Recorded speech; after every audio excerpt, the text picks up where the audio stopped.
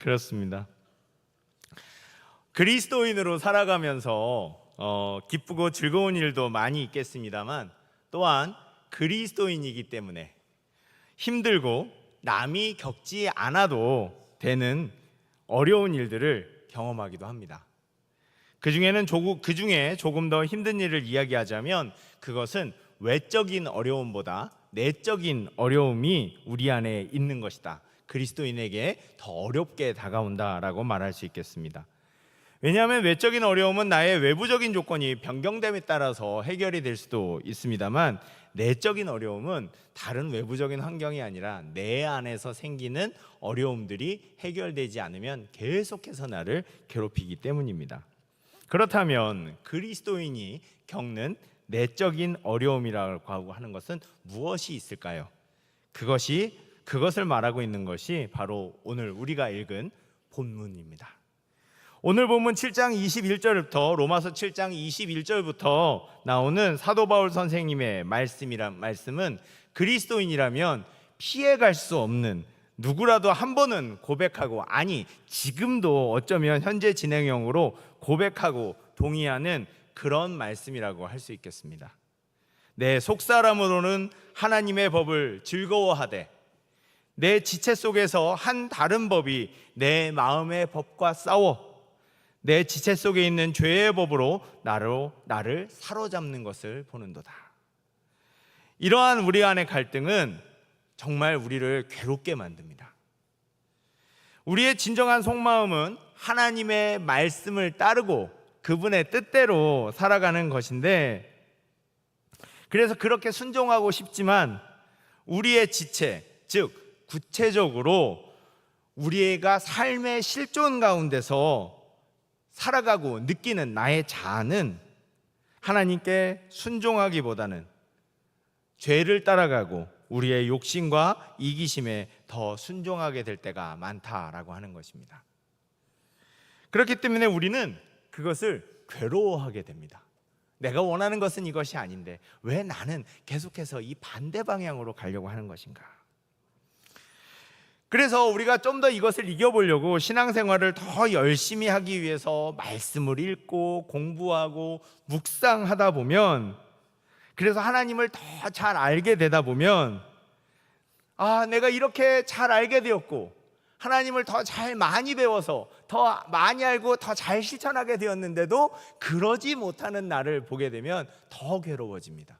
모르면서 죄를 지었을 때는 모른다고 얘기는 할 수 있지만, 내가 알면서도 그것을 하지 못할 때, 내 마음의 시험과 내 마음의 결단 속에서 그렇게 결정하지 못할 때는 그것이 마음속에 더 큰 부담과 아픔으로 우리에게 다가옵니다. 우리를 더 심하게 괴롭히게 되는 것이죠. 그래서 이러한 알면서 짓는 죄와 불순종은 우리의 마음에 큰 상처를 주고 때로는 우리의 신앙생활에 좌절을 주기도 합니다. 그래서 우리 안에 있는 아픔과 괴로움을 해결하기 위해서 하나님 앞에 나와서 기도하며 회개하기도 합니다.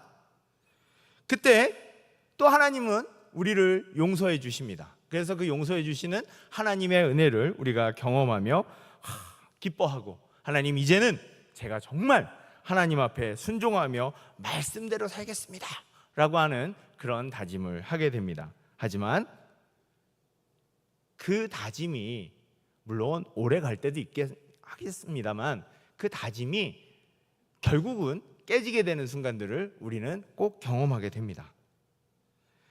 그래서 얼마 안 가서 우리가 또 비슷한 잘못들을 하고, 그래서 그 비슷한 잘못들을 하게 됐을 때는 오히려 우리의 회개 전보다 하나님께서 은혜를 주셨던 그때보다 더 큰 아픔과 슬픔을 경험하게 됩니다.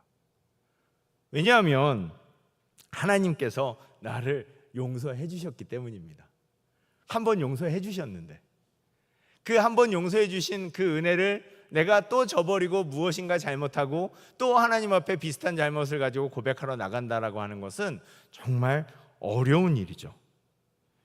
그러한 마음은 정말로 우리의 마음속에 더 큰 상처와 좌절을 줍니다. 왜냐하면 이것은 내가 하나님을 배신하는 행위와도 같은 것이기 때문입니다.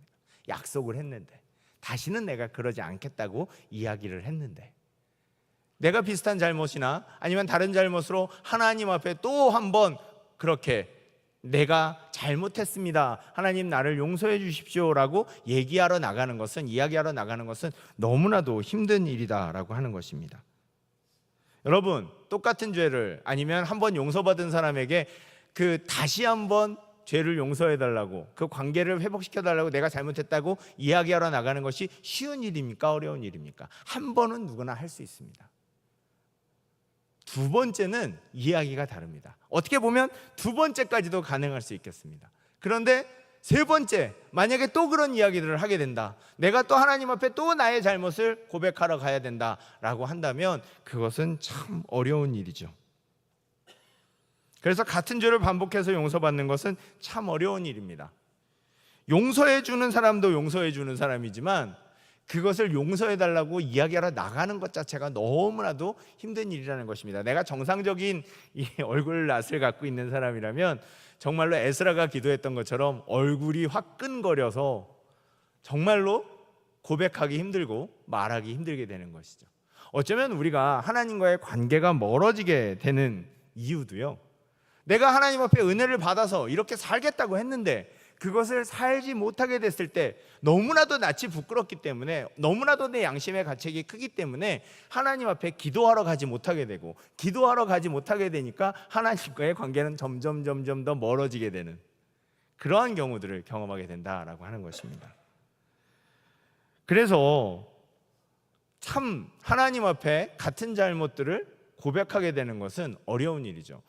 제가 참 싫어하지만 어떻게 보면 우리의 일상생활 가운데 참 이렇게 깊이 느끼게 되는 그런 옛날 말이 있는데요, 참 무서운 말입니다.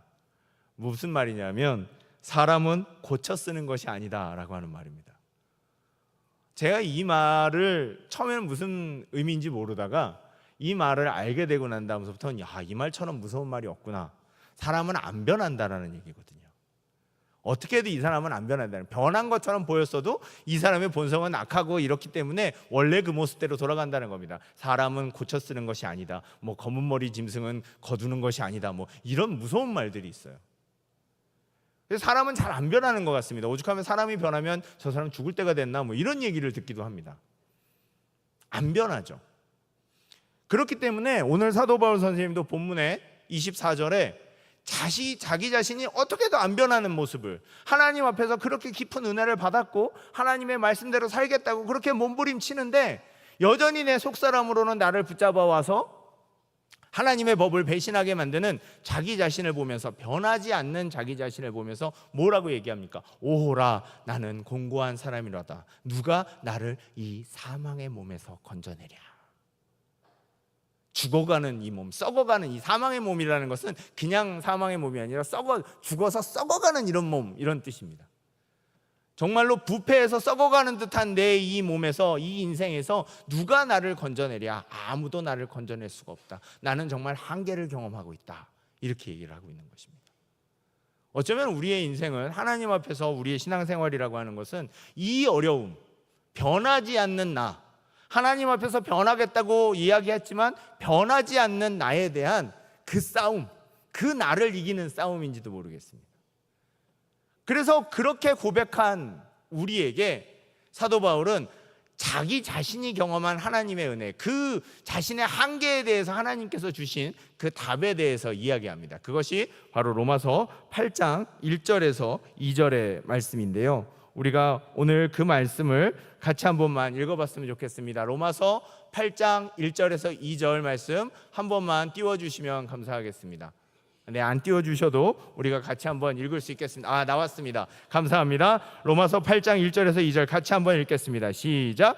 그러므로 이제 그리스도 예수 안에 있는 자에게는 결코 정죄함이 없나니, 이는 그리스도 예수 안에 있는 생명의 성령의 법이 죄와 사망의 법에서 너를 해방하였음이라. 아멘.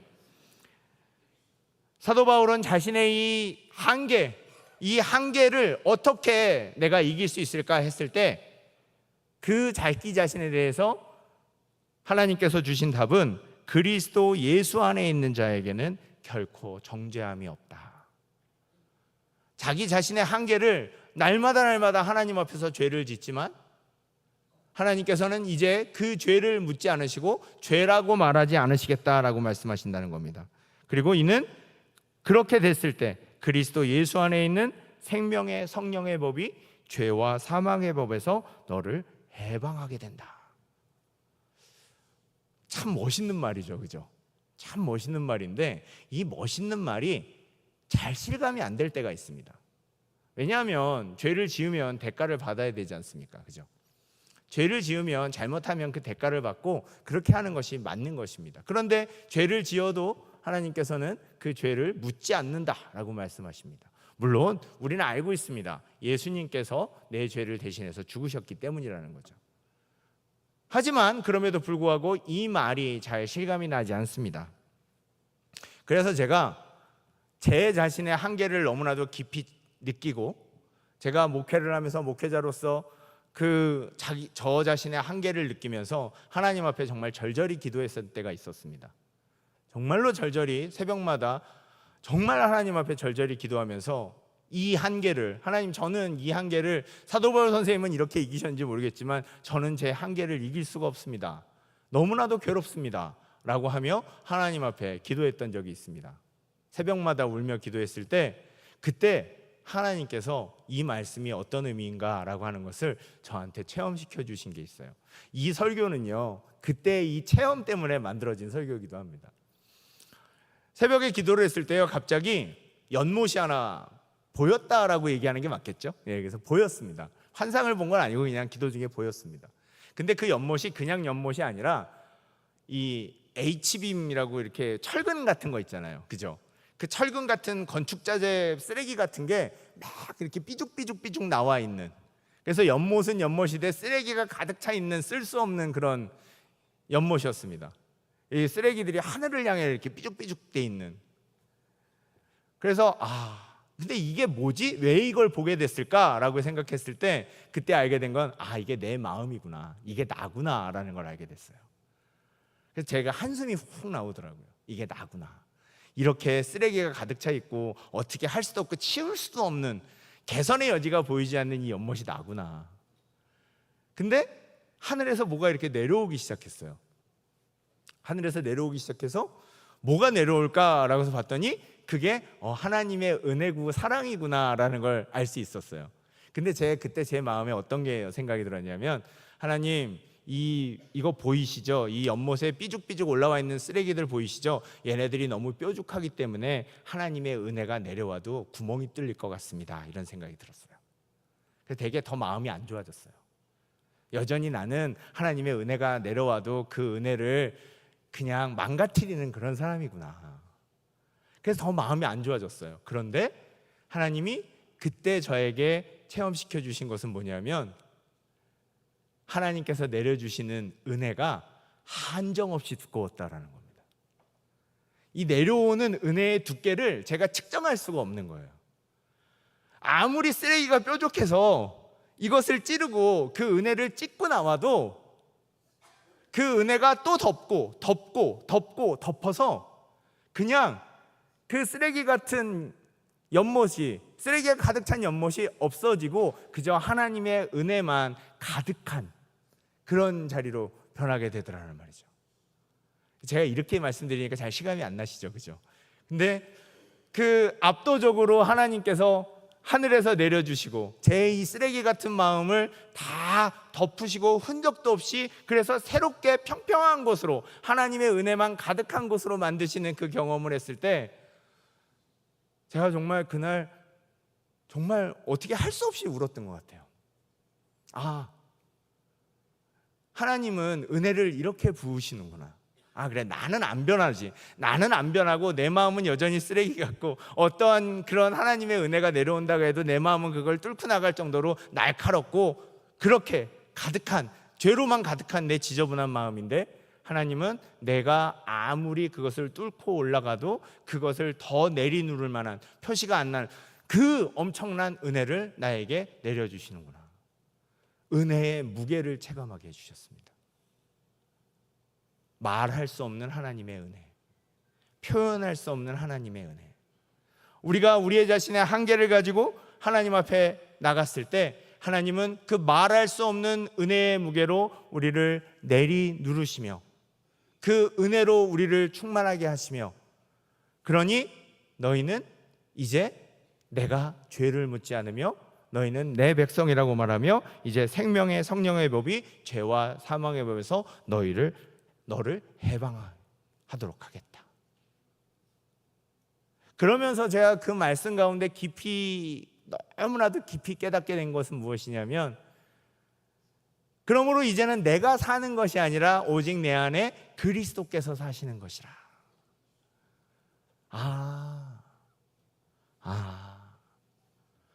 그렇구나. 이제는 정말로 내가 알아야 하는 것은 내가 스스로 살아가는 것이 아니라 그 은혜의 모든 것으로 나를 내리누르시는 내 안에 계시는 그 하나님께서 내 대신 나를 이끌어 가시고 만들어 가시는 것이구나.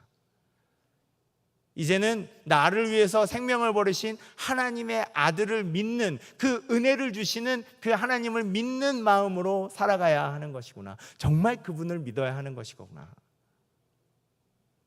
그럴 때 우리가 생명의 성령의 법으로 죄와 사망의 법에서 해방되는 것이구나. 그래서 나는 나의 잘못을 바라보는 것이 아니라, 나의 연약함을 바라보는 것이 아니라 그야말로 하나님을 바라봐야 하는 것이구나. 그걸 너무나도 뼈저리게 알게 됐습니다. 그래서 그 다음서부터 제가 하나님 앞에, 저는 여전히 부족한 사람이죠. 제가 우리 청년들에게 가끔 설교할 때 이런 얘기를 합니다. 제가 인생 가운데 제일 신기한 일은 제가 목사가 되어 있는 일이다, 이렇게 얘기합니다. 그만큼 저는 여전히 별 볼 일 없는 사람입니다. 그러나 저를 목사를 만드시고 하나님의 말씀을 전하게 하시고 이 강단에 서고 청년들을 지도하게 하시는 그 모든 일들은 제가 아니라 제 안에 계시는 하나님께서 역사하시고 이끄시는 일이라고 생각합니다. 우리의 모든 삶이 그런 거라고 생각합니다. 그런데 오늘 수련회 보고하고 일본 단기 선교 보고하는데 왜 이 말씀을 드릴까? 그것은 우리 성도님들께서 우리 청년들을 볼 때 이런 마음을 더 가져주셨으면 좋겠다라고 하는 것입니다. 청년들은요, 오늘 수련회 하고 일본 선교 보고하고 잘했다, 은혜 많이 받았다 라고 이렇게 딱 보고를 하고 우리 잘하겠습니다 라고 하지만, 또 어른들이 보시기에는 쟤네들 잘한다 그랬는데 왜 저러지? 이러실 수 있어요. 잘한다고 했는데 여전히 어른들이 보시기에는 별로 마음에 안 드실 수 있습니다. 그런데 그때 우리 청년들에게 이 두꺼운, 측정할 수 없는 하나님께서 우리에게 베풀어 주시는 이 은혜를 베풀어 주십시오. 우리 각 사람에게 내려주시는 그 하나님의 은혜, 말할 수 없는 은혜로 우리를 죄와 사망의 법에서 해방하시고, 우리가 같은 죄 속에서 하나님 앞에 끊임없이 괴로워해도 괜찮다, 내가 너를 정죄하지 않는다, 너의 그 더러운 모습이라도 내가 나의 은혜로 모든 것을 깨끗하게 만들겠다 하시는 그 은혜를 우리 청년들에게 베풀어 주시길 바랍니다. 그래서 좀 마음에 안 든 게 있어도, 아니 쟤네들 수련회 갔다 왔다는데 왜 저러지? 라는 모습이 보여도, 그래도 여러분들께서 아니다, 더 사랑해 주시고 더 보살펴 주시고 더 도와주시고 더 칭찬해 주시고 더 사랑해 주시는 그것이 결국 우리 청년들이 이 교회 안에서 더 주님의 사람들로 커나가고 교회를 책임질 일꾼들로, 기둥들로 커나갈 수 있는 비결이다라고 하는 것입니다. 그렇게 배운 청년들이 우리 또 다음 세대들에게, 다음 우리 동생들에게 그러한 은혜를 베풀겠죠. 이번에 우리 청년들이 중고등부를 열심히 섬기고 왔습니다. 열심히 섬기고 왔는데 우리 청년들의 섬김으로 인해서 중고등부 학생들이 마음이 열리고 되게 은혜가 충만한 수련회가 되었다라고 하더라고요. 그게 공짜로 된 건 아닌 것 같습니다. 여태까지 돌봐 주셨던 우리 성도님들의 은혜가 또 있었기 때문에 그런 일들이 가능한 것이 아니었나 생각합니다. 그러니 오늘 이 보고 예배를 기점으로 우리 성도님들께서 우리 청년들에게 더 많은 보살핌과 사랑과 말할 수 없는 하나님의 은혜로 가득가득 채워주시기를 바랍니다. 그리고 우리 청년들에게 당부하는 것은 우리가 아무리 하나님 앞에서 결정하고 결단하고 잘하겠다고 다짐해도 우리는 잘못합니다. 우리의 결심과 우리의 생각만큼 안 될 수 있습니다. 그러나 좌절하지 말고 오히려 그럴 때일수록 더욱더 나 자신에 대한 분노도 다른 사람에 대한 실망도 내려놓고 오직 하나님만을 바라보고 우리에게 말할 수 없는 은혜로 함께 하시는 그 하나님의 은혜를 의지해서 더 굳세게 하나님과 함께 인생을 만들어갈 수 있었으면 좋겠습니다. 우리 모두에게 말할 수 없는 은혜로 함께 하시는 그 측정할 수 없는 두께의 은혜로 우리에게 역사하시고 우리를 새롭게 하시는 그 하나님의 은혜를 우리가 기대하고 기다리고 또 경험하며 우리의 삶을 하나님께 맡기고 우리의 부족함을 감당하시는 하나님께만 시선을 감당하며 우리가 하루하루의 삶을 같이 또 열심히 굳세게 살아갈 수 있었습니다.